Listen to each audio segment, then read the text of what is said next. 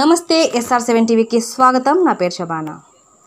Pileru depot నుంచి సుండుపల్లి మీదుగా రాజంపేటకు బస్సును ప్రారంభించిన తెలుగుదేశం పార్టీ మాజీ ఎమ్మెల్యే సుగవాసి సుబ్రహ్మణ్యం. అన్నమయ్య జిల్లా సుండుపల్లె బస్టాండ్ ఆవరణం నందు పీలేరు డిపోకు చెందిన ఆర్టీసీ బస్సును తెలుగుదేశం పార్టీ మాజీ ఎమ్మెల్యే సుగవాసి సుబ్రహ్మణ్యం సుండుపల్లి బస్టాండ్ ఆవరణ నందు జెండా ఊపి బస్సును ప్రారంభించారు. ఉదయం పీలేరు నుంచి ఒక బస్సు బయలుదేరితే రెండవ రాజంపేట నుంచి పీలేరుకు తెల్లవారుజాము 5:30 గంటలకు బయలుదేరుతుందని, కావున ఈ మార్గం మధ్యంలో ప్రజలు ఈ సౌకర్యాలను గుర్తించే ఆటోలలో ప్రయాణించకుండా బస్సులలో ప్రయాణించేలా చూడాలన్నారు. ఈ కార్యక్రమంలో పీలేరు ఆర్టీసీ డిపో మేనేజర్ బండ్ల కుమార్ సుండుపల్లెలో రాజంపేట సర్వీసును ప్రారంభించారు.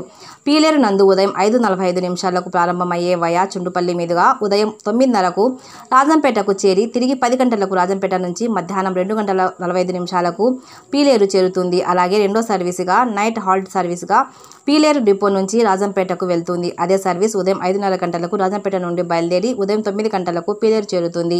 ఈ సర్వీస్ను సుండుపల్లి పరిసర ప్రాంత ప్రజలు ఈ సర్వీస్ను వినియోగించుకోవాల్సిందిగా డిఎం ప్రేలకు తెలియజేశారు.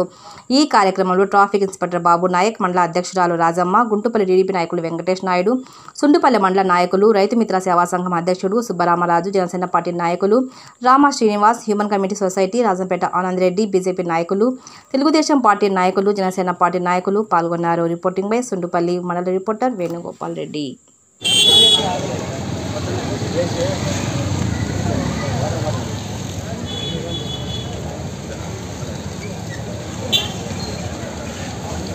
హలో రాయా